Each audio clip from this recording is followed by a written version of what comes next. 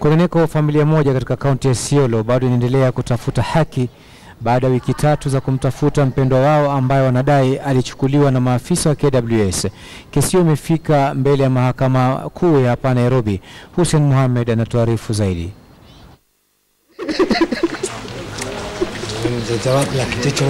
Kilio cha huzuni kimeanika kijiji hiki katika kaunti ya Isiolo.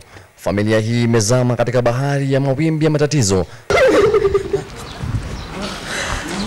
Kwa takriban wiki 3 hawajamuona mwenzao ambaye familia yake inasema alichukuliwa na maafisa wa KWS.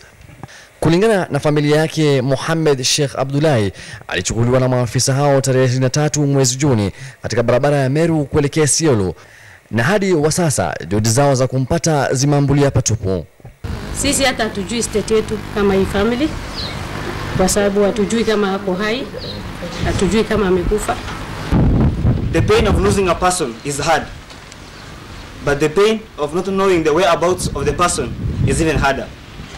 Since 23rd of last month, we have been counting hours, counting days, counting nights, weeks, going months.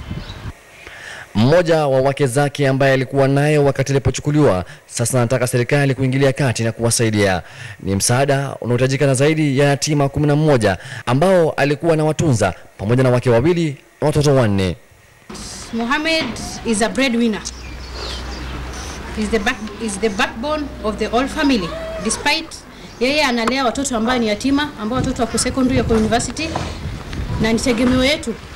Huku haya kijiri katika mahakama kuu, wakazi wa eneo hilo wamewasilisha kesi dhidi ya shirika la KWS kupitia wakili wao Gitobu Manyara, huku kesi hiyo ikitajwa kuwa ya dharura.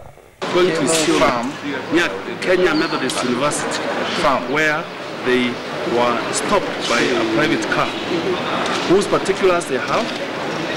They identified the people who were in that car and they talked to them and took the husband away.